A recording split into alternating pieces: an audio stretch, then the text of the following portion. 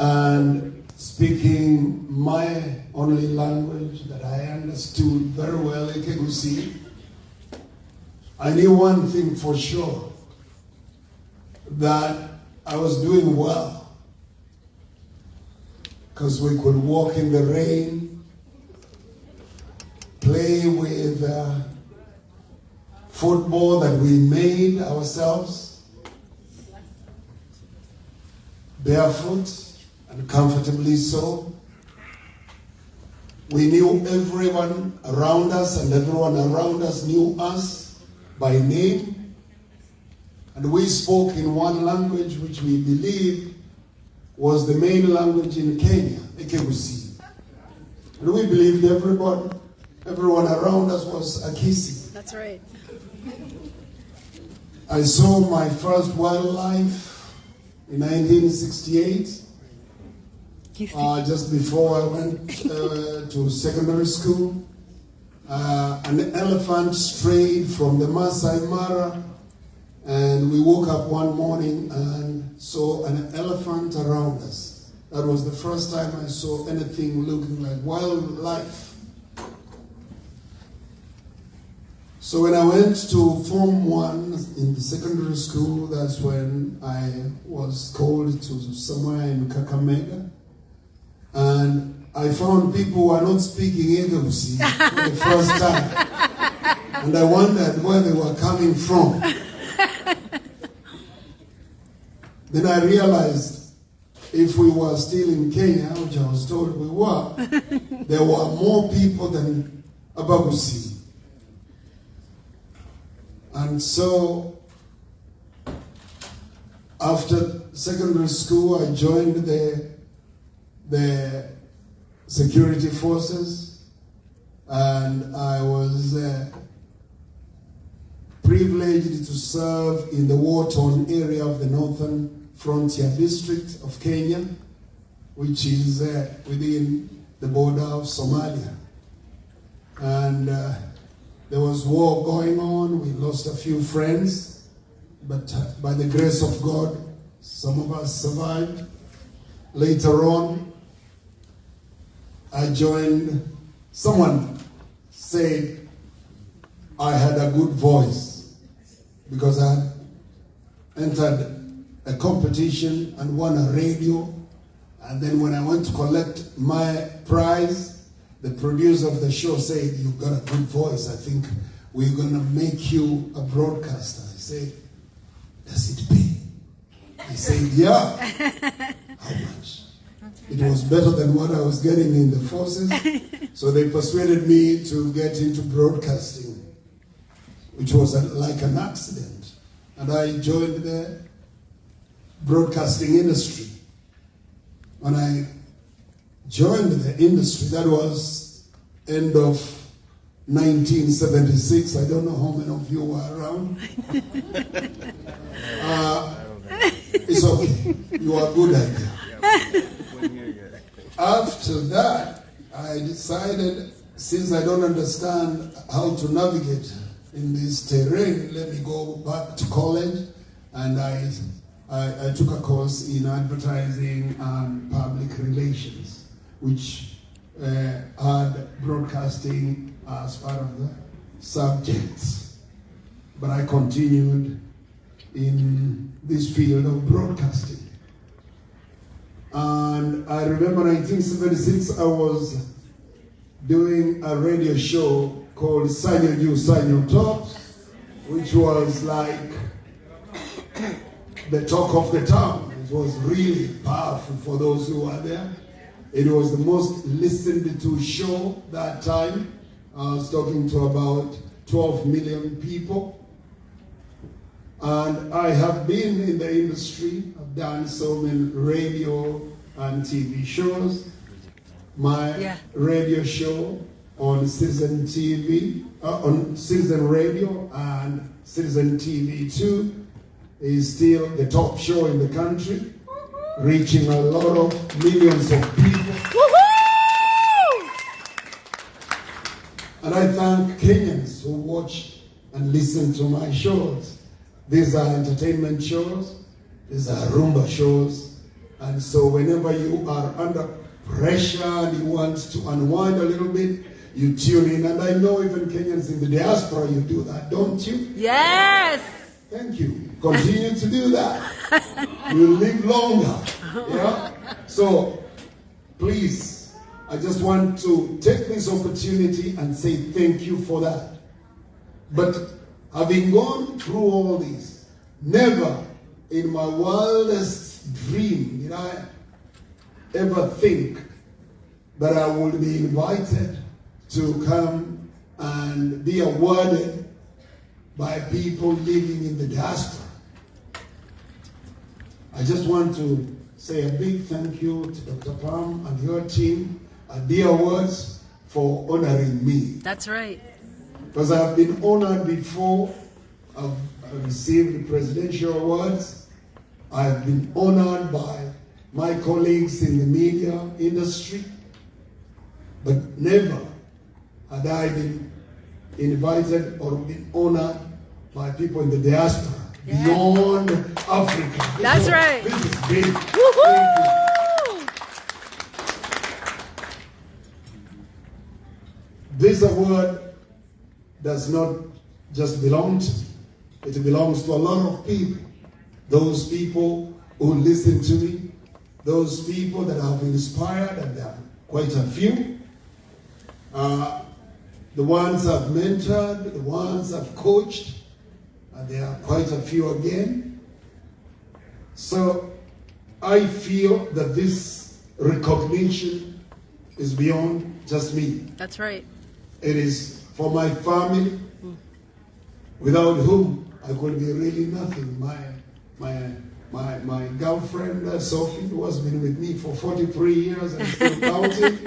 My children, my grandchildren, and those people who feel that I've done something that uplifts them. Now, I have some good news and some bad news. The good news is, when Pamela called me, Dr. Pam, she said she wants me to talk to you. And I asked myself, what can I tell people? First, people who are more educated than me, right? People who are more exposed than me, people who have got more money than me, people who are more networked than me. So what kind of hope, what kind of talk can I give them? Pamela said, give them hope. I say, I am hopeless. How do I give them hope? I say, find out. So I'm still finding out how to give you hope.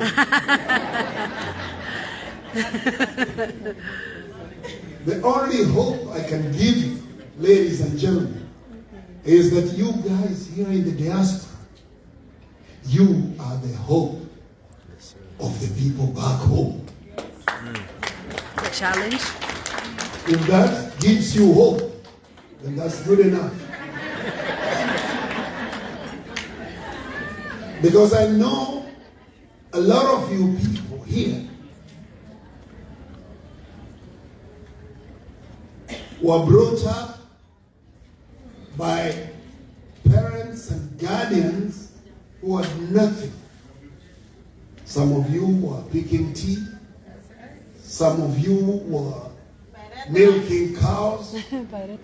Some of your parents were washing clothes for the neighbors in order to eke out a living and take you to school. Plucking pyrethrum, weeding people's gardens, others selling changa and busa to take you to school. But you know what? There are people whose parents even didn't work. Others who did not have parents, but are here courtesy of the community back home. People fundraised to get you here.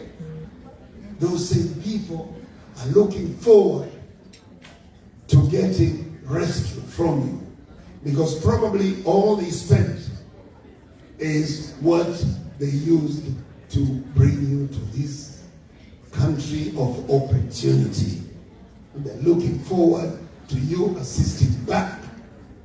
I want to be very brief, and I know a lot of you are philanthropic. You help a lot of us back home. On their behalf, I want to say thank you. But I also want to say this much. As you help your mama, as you help your dad, as you help your uncle, remember you can build your uncle the best house and buy or your aunt the best car.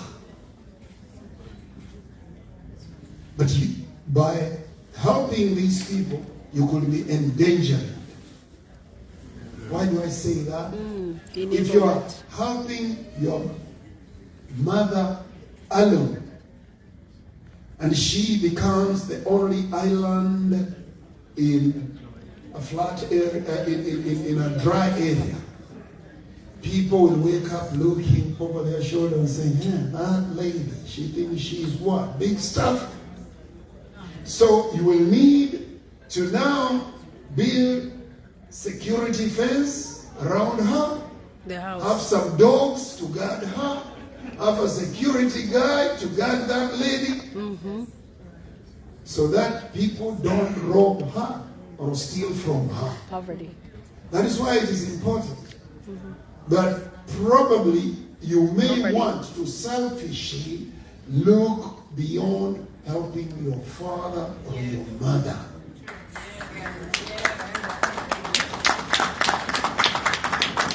So that parent of yours that you love so much can live within an environment, a village where other people are not too poor. So let's think about the community.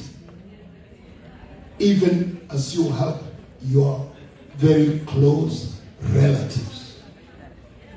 That is my message to you. 2, let's not just keep sending money. Let's look at projects that can help create jobs for more people. At Fred's Ranch and the resort, where I'm privileged to chair, we got 72 members of staff. Now, it is hard to sustain business in Kenya. Ladies and gentlemen, I've got nothing against my country. But of late, a liter of fuel is going for 211 shillings, which is close to $2 a liter. Okay? A dollar is exchanging at 150 Kenya shillings. That's right. All right? So we are going through certain challenges economically. But we are not quitting because that is our country. If it gets dirty, we're going to just be the mess in there until we get it right. That's right. But we need to synergize our energies and see how we can come together and create jobs back home. It can happen. I know that you send money, that you sometimes want to invest, and we got conmen all over the place. But sometimes even when you think people are conmen, ask yourself, if you were sent money to pay school fees for your child and you don't have anything to eat, what would you do? Send all the money and pay school fees, or buy food at least for the day?